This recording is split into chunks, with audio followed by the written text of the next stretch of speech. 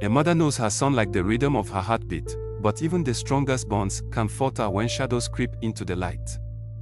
And so, when the billionaire matriarch, Ireti Adisa, saw the glimmer of something unsettling in her son's bride-to-be, she knew her peace of mind came at a price she alone would have to pay. Ireti Adisa was a woman of quiet strength and relentless determination, a matriarch who had built her family fortune brick by brick, long before her son inherited the empire.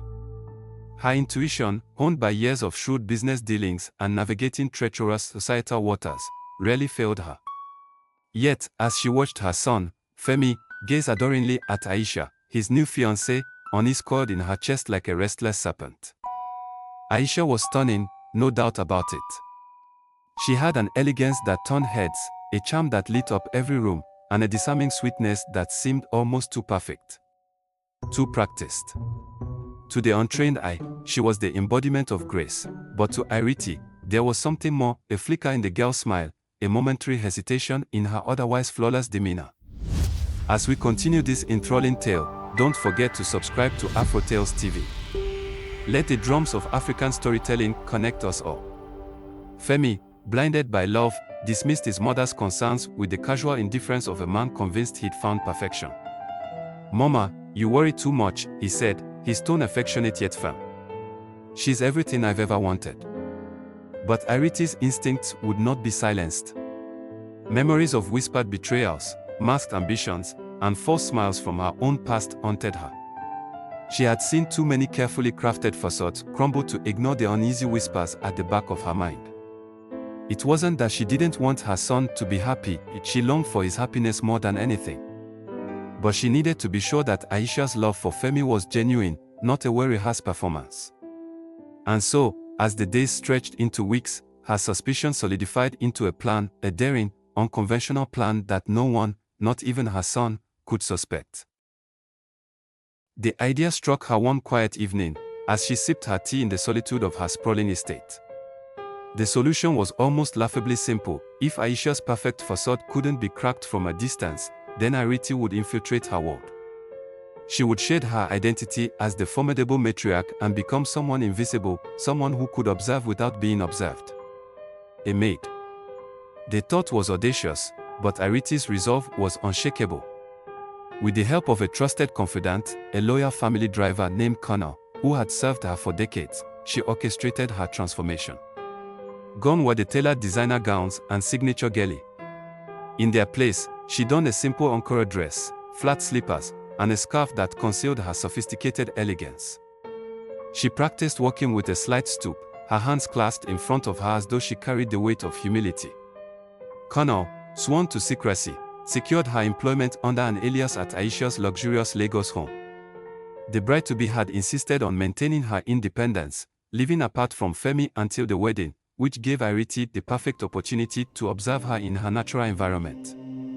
The day Ireti stepped into Aisha's home as a maid named Miriam, the stakes became real. The house was as pristine and polished as its mistress, and Ireti felt the weight of her decision settle on her shoulders. She was no longer the powerful woman people feared and respected. She was invisible. As she set about her tasks, scrubbing floors and preparing meals, she watched. She listened. And slowly, the cracks began to show. There were phone calls Aisha took in hushed tones, her voice sharp and commanding, a stark contrast to the demure persona she presented to Femi. There was the locked drawer in her study that she guarded like a hawk, and the fleeting moments of irritation that crossed her face when she thought no one was looking. By the end of her first week, Ireti was certain of one thing: Aisha was hiding something. And whatever it was, it had the power to destroy her son's happiness. As Ireti swept the living room floor one morning, she overheard a conversation that sent chills down her spine. Aisha was speaking to someone on the phone, her tone curt and businesslike. "Everything is going according to plan," she said. "Once the wedding is over, I have access to everything I need." Ireti's heart raced. Access to what? Her son's fortune. His trust. The possibilities churned in her mind like a storm, but she knew better than to jump to conclusions. She needed more proof. She needed to dig deeper.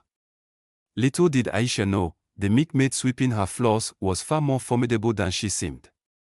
Before we unravel the secrets hidden within this tale, take a moment to like this video and subscribe to this channel if you're as captivated by Ireti's unwavering love as she embarks on this daring journey.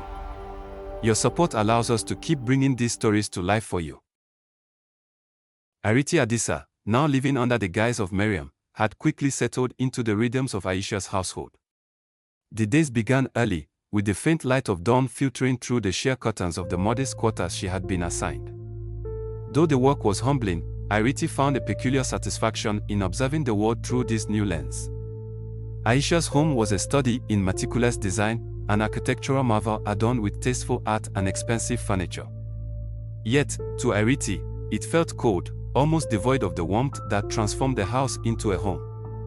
Aisha herself moved through the space with the precision of a dancer, her every step deliberate, her every action rehearsed. At first glance, nothing seemed out of the ordinary. Aisha entertained her friends with laughter and charm, carried herself with poise, and spoke with a sweetness that could have melted the iciest of hearts. But as the days turned into weeks, Ireti began to notice the subtle inconsistencies, the cracks in the mask that Aisha wore so effortlessly. One morning, as Ireti cleaned the study, she observed Aisha seated at her desk, her fingers tapping impatiently on its polished surface. She was speaking on the phone, her tone sharp and clipped, a far cry from the soft-spoken woman Femi had fallen in love with. "I don't care what it takes," Aisha said, her voice low but firm. "I need that account secured before the wedding. Do you understand me? This cannot go wrong." Ireti froze, her hands gripping the duster tightly. She kept her movements slow and deliberate, ensuring that her presence remained inconspicuous. The conversation ended abruptly, and Aisha, with an exasperated sigh, threw herself back in her chair. For a brief moment, her expression betrayed the weight of a hidden agenda, a glimpse of something far more calculating than she let on. As the cracks in Aisha's perfect facade begin to show, like this video if you're intrigued by the unfolding mystery. Your likes help us share these captivating African tales with even more listeners. The next clue came in the form of a mysterious visitor. It was late one evening when Ireti, while polishing the silverware in the dining room, heard the sound of hushed voices coming from the foyer.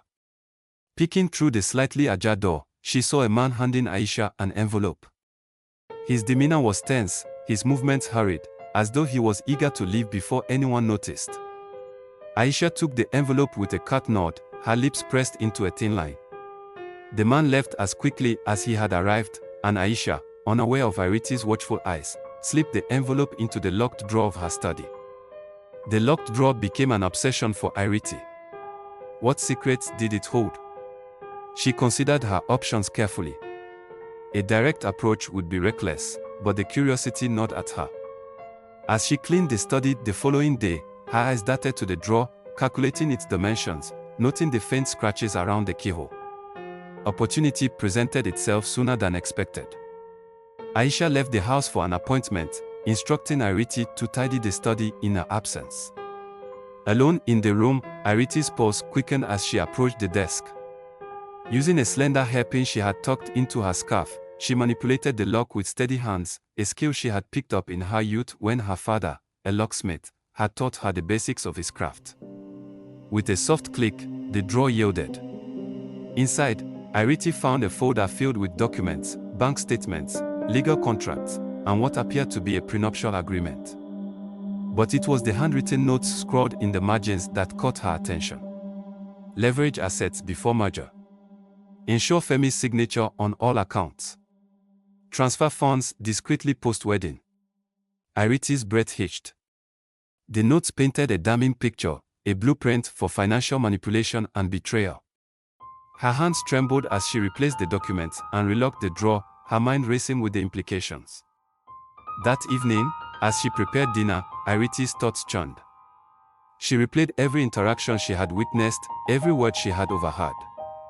Aisha's charm, her elegance, her sweetness, it was all a facade, carefully constructed to ensnare Femi and his fortune. But how could she reveal the truth without jeopardizing her position? Without proof, her words would carry little weight. Femi's love for Aisha had blinded him to reason, and Ireti knew that a direct confrontation would only push him further away. She needed a plan, a way to expose Aisha without implicating herself. The answer came unexpectedly, in the form of a misplaced phone. Aisha had carelessly left her phone on the kitchen counter while attending to a call upstairs. Ireti seized the opportunity, scrolling through the messages with practice speed. What she found confirmed her worst fears: encrypted chats, veiled threats, and messages from the mysterious visitor about an offshore account. The puzzle pieces were falling into place, and the picture they formed was one of greed, deception, and betrayal. As she placed the phone back where she had found it, Ireti felt a surge of determination. She had uncovered enough to know that Aisha was a danger to her son, but the battle was far from over. The days ahead would require cunning, patience, and a willingness to risk everything to protect her family. For more stories that immerse you in the beauty of African folklore and drama, subscribe to Afrotales TV. Together, let's celebrate the magic of storytelling. The days that followed were a test of Ireti's resolve. Armed with unsettling revelations about Aisha's true intentions, she knew her next steps had to be calculated. Each moment in the house was now laced with tension. Every glance from Aisha felt sharper, every interaction more scrutinized, as if the young woman could sense Ireti's growing awareness. Ireti, however, remained steadfast in her role as the humble maid, hiding her intelligence behind a mask of submission. She moved about her tasks with precision, but her mind was always racing, plotting her next move. She needed irrefutable proof of Aisha's duplicity, something that would force even Femi to see the truth. One afternoon, Ireti found herself cleaning the living room while Aisha entertained a visitor, a polished man in a sharp suit, whose presence was the air of secrecy. Ireti recognized him immediately as the man who had delivered the envelope days earlier. This time, his conversation with Aisha was far from hushed. If the twists and turns of this story have you on the edge of your seat, show your support by liking this video. It inspires us to bring you even more riveting tales from the heart of Africa. The offshore account is ready, the man said, his tone low but urgent. Once the wedding is done, you'll have full control. But remember, it has to look clean. No mistakes. Aisha nodded, her face betraying a flicker of impatience. I've handled bigger operations than this, she said confidently. Femi's too in love to question anything. By the time he realizes what's happened, it will be too late. Ireti's hand tightened around the dust cloth she was holding. The words hit her like a slap, confirming the depth of Aisha's deception. She wanted to storm into the room, to demand answers, but she knew better. Confrontation without preparation was futile. Instead, she retreated to the kitchen, her mind racing. The pieces of the puzzle were now clear, but assembling them into a narrative that Femi would believe required strategy. She needed more than overheard words or misplaced documents. She needed undeniable evidence that would leave no room for doubt. That evening, as Aisha prepared for a charity gala, Ireti saw an opportunity. Aisha's phone, once again left unattended on the kitchen counter, was a goldmine of secrets. With a steady hand, Ireti scrolled through the device, carefully capturing screenshots of incriminating messages and financial transactions. The details of the offshore account, encrypted communications, and conversations about the prenuptial agreement were now safely stored on her own discreetly hidden flash drive. But Ireti wasn't the only one watching. Later that night, as Ireti folded laundry in the servants' quarters, Aisha appeared at the doorway.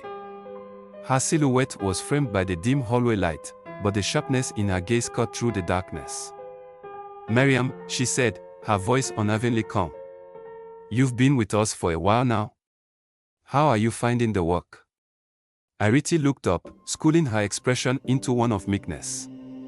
"It's fine, madam," she replied, bowing her head slightly. "Thank you for asking." Aisha stepped into the room, her movements deliberate. "You seem resourceful," she said, her tone laced with an edge that sent a chill down Ireti's spine. "Almost too resourceful." For a moment, the air between them was taut, a silent battle of wills. But Aisha, perhaps not yet ready to act on her suspicions, simply smiled, a tight, humorless smile, and left the room. Ireti exhaled slowly, her heart pounding in her chest. Aisha was growing suspicious.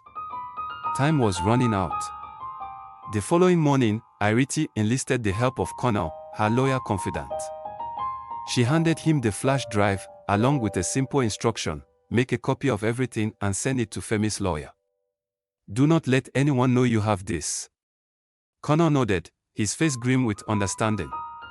He had served the Adisa family long enough to know that when Ireti gave an order, it was not to be questioned.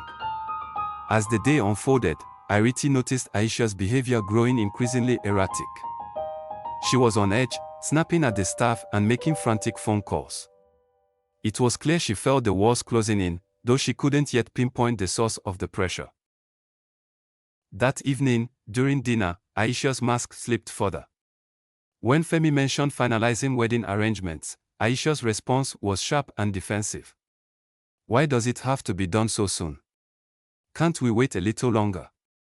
Femi frowned, confused by her sudden change in demeanor. I thought you wanted everything perfect, he said. I do, she replied quickly, forcing a smile. It's just, I want us to enjoy this moment without rushing into the next step. Ireti watched the exchange silently, noting the cracks in Aisha's composure. Her son's confusion was palpable, but it wasn't enough to break through his love-struck haze. Not yet. As the night wore on, Ireti prepared herself for the confrontation she knew was inevitable. Aisha's growing suspicion and erratic behavior were signs that the young woman's carefully constructed world was beginning to unravel. But Ireti also knew that the most dangerous animal was the one cornered with no way out. She would have to tread carefully, for the battle ahead would require more than cunning. It would demand courage, sacrifice, and an unshakable belief in her son's strength to face the truth. The journey doesn't end here. Subscribe to Afro Tales TV and join us for every thrilling moment, every hidden truth, and every emotional triumph. The air in the Adisa household was heavy with tension, the kind that seeped into every corner and lingered like an unspoken accusation. Ireti could feel the weight of her mission bearing down on her, and she knew that the moment of reckoning was near. Aisha's growing unease had not gone unnoticed. Her once flawless facade now bore cracks wide enough to glimpse the truth beneath. Femi, blissfully unaware of the undercurrent swirling around him, remained steadfast in his affection for Aisha. His trust, his devotion, it was both his greatest strength and his most glaring vulnerability. Ireti's heart ached for her son, for the pain he would soon face, but she steeled herself. Protecting him meant breaking him first. That evening, as the family gathered for dinner in the sprawling dining room, the atmosphere was stifling. Aisha, seated beside Femi, wore a strained smile, her eyes darting to Ireti more frequently than usual. Femi, oblivious to the silent war being waged, spoke animatedly about their wedding plans. Mama, he said, turning to Ireti, Aisha and I were thinking of a small ceremony. Intimate, just close family and friends. Ireti nodded, forcing a smile that didn't reach her eyes. That sounds lovely, she replied, her voice calm despite the storm raging within her. Aisha's gaze flickered, her smile tightening. Yes, Mrs. Adisa, she added, her tone syrupy sweet. We want it to feel genuine. The word hung in the air like a challenge, but Ireti refused to rise to the bait. She had spent years mastering the art of restraint, and she wasn't about to let Aisha unravel her composure now. As the dinner progressed, Ireti watched Aisha closely. The young woman was fidgety, her polished demeanor slipping with each passing moment. When Aisha excused herself to take a call, Ireti seized the opportunity. Femi, she said, her tone gentle but firm. There's something I need to discuss with you. It's important. Femi frowned, his brow furrowing in concern. What is it, Mama? Is something wrong? Ireti hesitated, choosing her words carefully. It's about Aisha, she began. There are things you don't know about her, things that could change everything. Femi's expression darkened, his voice tinged with frustration. Mama, we've talked about this. You've been skeptical of Aisha from the start, but she's proven herself time and time again. I wish you'd trust my judgment. Before Ireti could respond, Aisha returned to the room, her smile as tight as ever. She glanced between mother and son, her sharp instincts no doubt picking up on the tension. "Am I interrupting something?" she asked, her voice light but laced with suspicion. Ireti rose from her seat, her movements deliberate. "No, not at all," she replied, her tone measured. "But there's something I think we should all discuss." Femi looked between the two women, confusion etched on his face. "What's going on?" he demanded. Ireti took a deep breath, steadying herself. The time for subtlety had passed. "Aisha," she said, fixing the young woman with a piercing gaze. "I know about the offshore account. I know about the prenuptial agreement, the plans to manipulate Femi's trust. I've seen the messages, heard the conversations.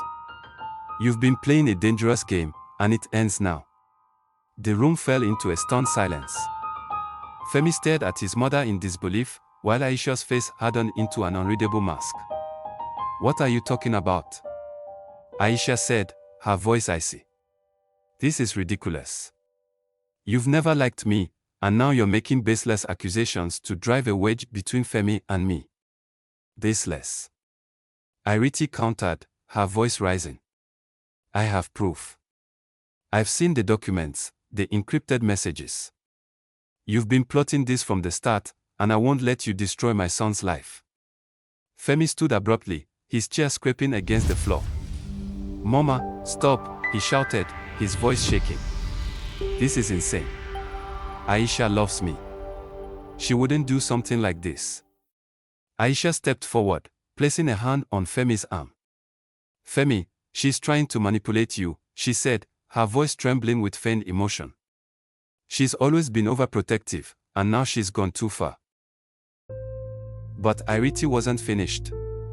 She retrieved the flash drive from her pocket and placed it on the table. "If you don't believe me, see for yourself," she said, her voice steady.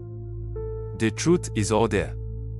Aisha's composure cracked, her face contorting with barely concealed rage. She reached for the flash drive, but Femi stopped her, his hand gripping her wrist tightly. "No," he said, his voice low and trembling.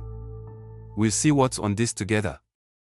The tension in the room was unbearable as Femi plugged the flash drive into a nearby laptop. The incriminating messages, the financial plans, and the truth behind Aisha's facade unfolded on the screen, each revelation more damning than the last. Femi's face fell, his eyes wide with shock and betrayal. "Aisha, is this true?" he whispered, his voice barely audible. Aisha said nothing. Her silence was all the confirmation he needed. Like this video if you're as captivated as we are by Ireti's courage to confront the truth. Your support helps us keep the spirit of African storytelling alive and thriving. Femi stared at the laptop screen, his face pale and drawn. The evidence was irrefutable, each line of text a nail in the coffin of the love he thought was real. The room was oppressively silent, save for the faint hum of the laptop. "Aisha," he finally said, his voice hoarse and trembling. "How could you do this? I trusted you. I loved you." Aisha's mask of composure shattered. She stepped back, her expression a mixture of desperation and defiance. "Femi, it's not what it looks like," she stammered, though her words rang hollow. "I can explain." "Explain." Femi's voice rose, his disbelief palpable. "Explain how you plan to steal from me. How you've been lying to me this whole time. How could you look me in the eye and pretend to love me?" Aisha's defiance flared. "You think you're so perfect, Femi," she snapped, her voice sharp with anger. "You live in your bubble of privilege, oblivious to the struggles of people like me. Do you have any idea what it's like to fight for every scrap while people like you have everything handed to you?" Ireti stepped forward, her voice calm but firm. "And this is how you justify your betrayal? By painting yourself as a victim. Femi worked hard for what he has, and he would have shared it all with you out of love. You didn't need to take it by deceit." Aisha turned to Ireti, her eyes blazing. "You think you're better than me? You may have seen through me, but don't pretend you're innocent. You spied on me, lied about who you are, and schemed behind my back. You're just as deceitful as I am." The accusation hung in the air, but Ireti remained unshaken. "You're right," she said evenly. I did lie. I pretended to be someone I'm not because I saw through your facade and couldn't stand by why you destroyed my son. But the difference between us is that I acted out of love, not greed. Aisha's shoulders slumped, her defiance crumbling under the weight of the truth. She looked at Femi, her eyes pleading. I did care about you, she said softly. Maybe not at first, but somewhere along the way, I fell for you. I got in too deep. Femi's expression hardened. You got in too deep, he repeated bitterly. You lied to me, manipulated me, and planned to ruin me. That's not love, Aisha. That's betrayal. Aisha's tears fell freely now, but they did nothing to soften Femi's resolve. I think you should leave, he said, his voice cold and final. There's nothing left to say. With trembling hands, Aisha gathered her things and left the house without another word. The slam of the door echoed like the closing of a chapter, leaving a heavy silence in its wake. The days that followed were fraught with tension and heartbreak. Femi retreated into himself, grappling with the enormity of what had happened. Ireti gave him space but remained a quiet presence, offering support without overstepping. One evening, as the sun dipped below the horizon, Femi joined his mother on the patio, where she sat nursing a cup of tea. Mama, he said quietly, taking a seat beside her. I owe you an apology.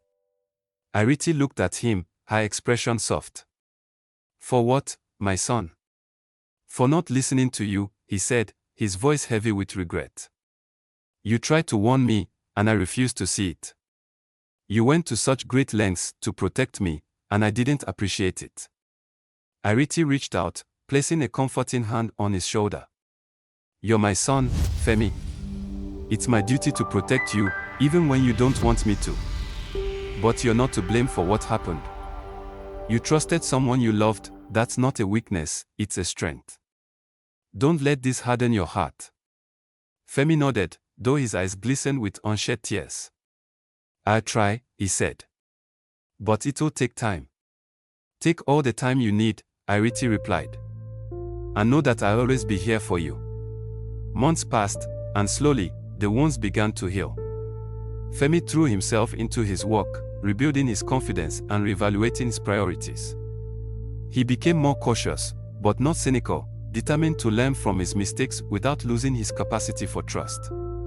As for Ireti, she returned to her role as the matriarch of the Adisa family, her quiet strength and wisdom more respected than ever.